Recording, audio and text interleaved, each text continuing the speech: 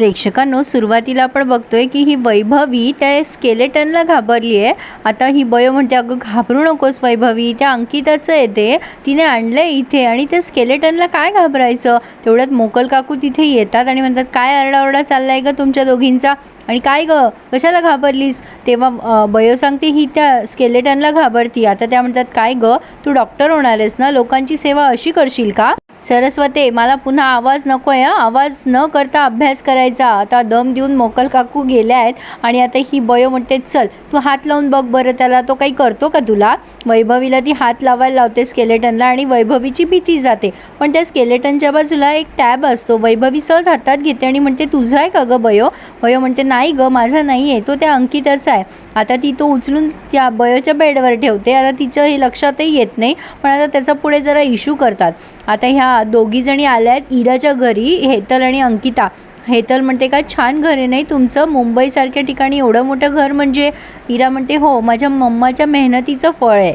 गौतमी लगेच म्हणते, अगं इरा काय तुझं एवढं कौतुक। आता लगेच ती हेतल म्हणते, काकू काही आहे ना, ती सरस्वती तुमची कोण लागते, ती जरा आगावच आहे हा। तर आता गौतमी या दोघींना खोटं बोलते प्रेक्षकांनो, ती सांगते की ती आहे ना आमच्या धुण्या भांड्यावालीची मुलगी आहे।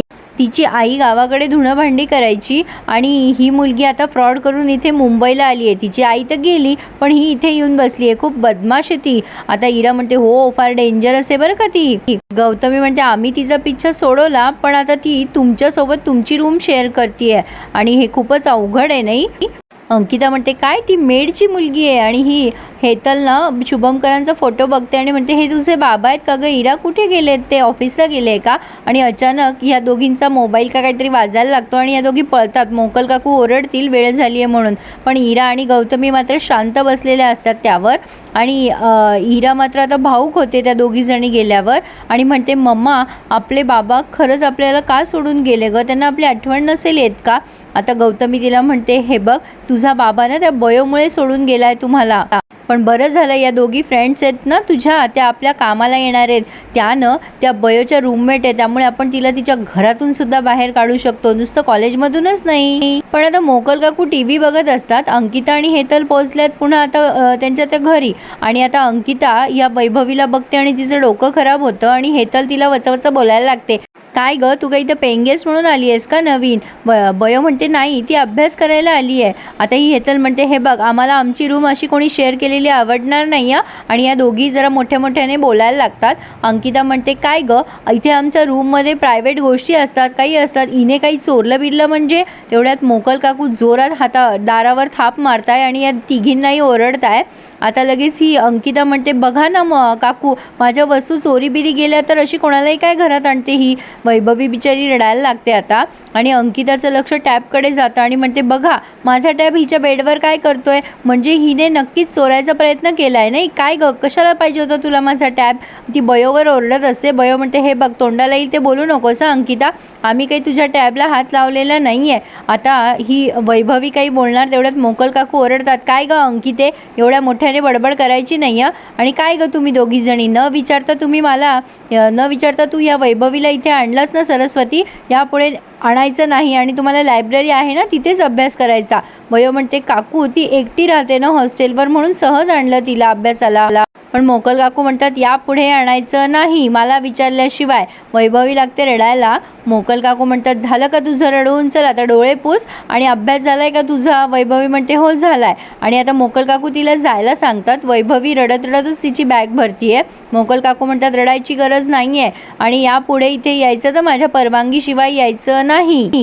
आणि बऱ्याच मोठ्या सूचना दिल्यात मोकल काकूने। बिचारी वैभवी रडत रडतच गेली आहे। बयोला फार वाईट वाटत असते या गोष्टीचं। मोकल काकू म्हणतात, सरस्वते मला विचारल्याशिवाय आणायचं नाही आता तिला, आणि काय ग हे अंकिते आणि एवढ्या मोठ्याने बडबड नाही करायची हे माझं घर आहे, तुम्ही दोघी इथून निघून गेला ना मला काही फरक पडत नाही। माझी मुलं अमेरिकेहून मला पैसे पाठवतात, लक्षात ठेवायचं, इथे माझेच नियम चालतील आणि आजपासून रात्री 9 नंतर लाईट बंद म्हणजे बंद।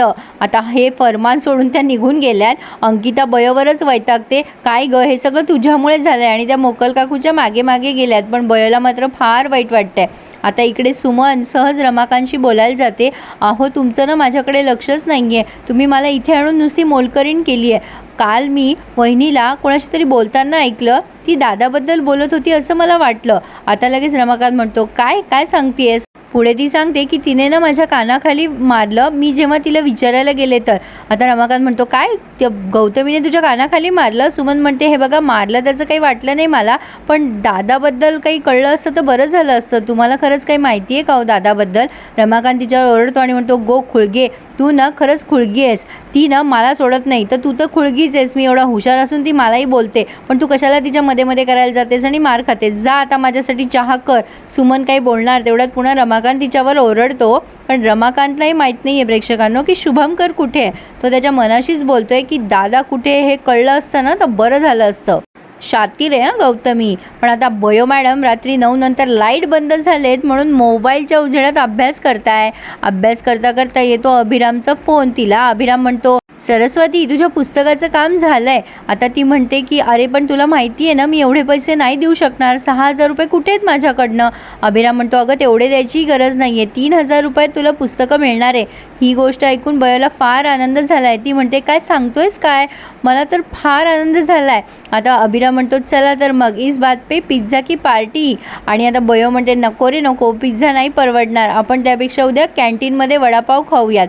अभिराम म्हणतो, बरं बाई, पिझ्झाची तहान आम्ही वडापाववर भागू, काही हरकत नाही आहे, भेटूयात उद्या. बयो त्याला थँक्यू म्हणते. तेव्हा अभिराम म्हणतो, दोस्ती में नो थँक्यू नो सॉरी. आणि आता इथे त्यांनी फोन ठेवला आहे. पण आता प्रेक्षकांनो हे त्यांनी एक दृश्य दाखवलं आहे जे आपण काल इमॅजिन केलं होतं. म्हणजे हे त्यांनी इमॅजिनच केलं आहे असं म्हणायला हरकत नाही आहे. भल्या रात्री शुभंकर घरी येत आहेत आणि गौतमीकडे रागाने बघत आहेत आणि बऱ्याच वेळ बघताना दाखवलेत ते. गौतमी पण घाबरलेली असते. शुभंकर आलेत हे बघून इरा आणि आरव त्यांना पटकन बिलगतात. इरा म्हणते, बाबा कुठे गेला होतास तू आम्हाला सोडून? आरव पण तेच म्हणतोय. आता शुभंकर खूप भावनिक झालेले दाखवलेत आणि सुमन पण त्यांच्या जवळ जाते आणि म्हणते, दादा तुला आमची आठवण नाही आली का रे? आता हे डॉक्टर या गौतमीला एक्सपोज करतात असं दाखवलं आहे त्यांनी. रमाकांत म्हणतो, दादा माझ्याकडे नको बघूस, मी काही नाही केलं आहे, सगळं काही या गौतमीनेच केलं आहे, मी तुझा भाऊ आहे ना. गौतमी म्हणते, नाही नाही शुभंकर, मी काही केलेलं नाही आहे. पण शुभंकर सांगतात की हिनेच माझी इतकी वर्ष फुकट घालवली, माझी वाट लावली, हिनेच लावली. इरा आणि आरवसाठी हा खूप मोठा धक्का असतो. आणि आता शुभंकर राग या गौतमीच्या समोर येत आहेत आणि गौतमीला मारायच्या उद्देशाने ते सगळं काही रिपीट करताय जे काही गौतमीने त्यांच्यासोबत केलं आहे. ही मला मुद्दाम इंजेक्शन द्यायची मी बरा होऊ नये म्हणून. आणि आता त्यांनी राग तिचा गळा धरला आहे आणि गळा एवढ्या जोरात आवळला आहे की आपली गौतमी तिथेच गतप्राण झाली. आपली म्हणजे विलन गौतमी तिथेच गतप्राण झाली आहे. पण प्रेक्षकांनो ऑब्व्हियसली हे ड्रीमच असणार आहे. 101% खात्री आपल्याला. एवढ्या लवकर कसलं रिव्हील करताय हे? असो तर इथे हा रिव्ह्यू पूर्ण झाला आहे. पुढे आपण बघतोय या अंकिताला कारणच मिळालं आहे बयोवर वचावचा ओरडायचं. ती बयोवरती चोरीचा आळ लावते की तू माझा टॅब चोरला. बयो म्हणते, काहीतरीच काय बोलतेस? आता यांचा आरडाओरडा ऐकून मोकल काकू अजून तापल्यात आणि आता तर त्या काडीच घेऊन आल्यात खोलीमध्ये. पण प्रेक्षकांनो मोकल काकूंसारखी शिस्त प्रत्येक घरातच असायला हवी नाही का? खूप शिस्तशीर आहेत त्या. मला आवडल्यात त्या. तुम्हाला आवडल्यात का? तर मग मला नक्की कमेंट करून कळवा. आणि हो प्लीज आपल्या चॅनलला सबस्क्राईब करायला विसरू नका हो प्रेक्षकांनो. Please subscribe my channel and enjoy my review. धन्यवाद.